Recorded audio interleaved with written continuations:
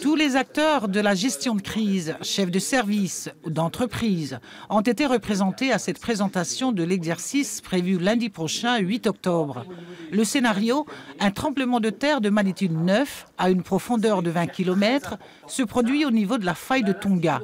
Attention, cela reste un exercice à jouer lundi prochain.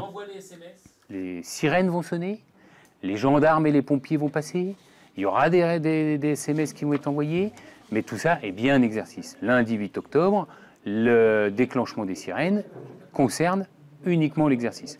Nous avons donné la possibilité aux chefs de village d'évacuer, de jouer l'évacuation, libre à eux de le faire avec leurs villageois ou pas. Nous avons reçu un accueil très favorable du Faille-Poulet de IFO qui, avec ses chefs de village et les responsables de quartier, vont jouer cette évacuation.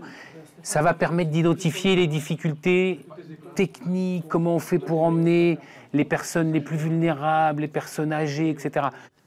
Les écoles situées non loin du bord de mer, donc à risque, seront évacuées par le corps enseignant dans les zones refuges qu'elles ont identifiées tant à Wallis qu'à Futuna.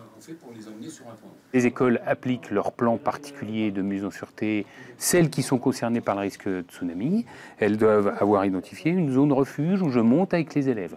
Les parents, ça ne sert à rien de se précipiter pour aller récupérer les enfants à l'école. Les enseignants connaissent parfaitement la conduite à tenir, ils prennent les élèves calmement, ils les montent sur les hauteurs. Et après, les parents pourront rejoindre pour récupérer s'ils ont des inquiétudes. Mais il faut laisser faire le corps enseignant. Dans le scénario envisagé et choisi par l'UNESCO, les vagues toucheraient le territoire situé à proximité des failles de Vanuatu, Tonga et Samoa. Elles impacteraient fortement Futuna, plus exposée au risque de tsunami, puisqu'au-dessous de Alofi, il y a une faille. Nous savons que l'ensemble des installations sont situées en bord de mer et sont très fragiles.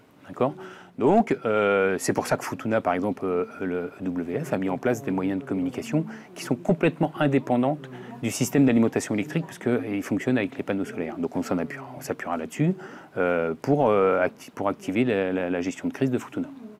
Tous les acteurs devront être prêts à simuler lundi prochain de 9 h à midi l'alerte au tsunami à Wallis et à Futuna.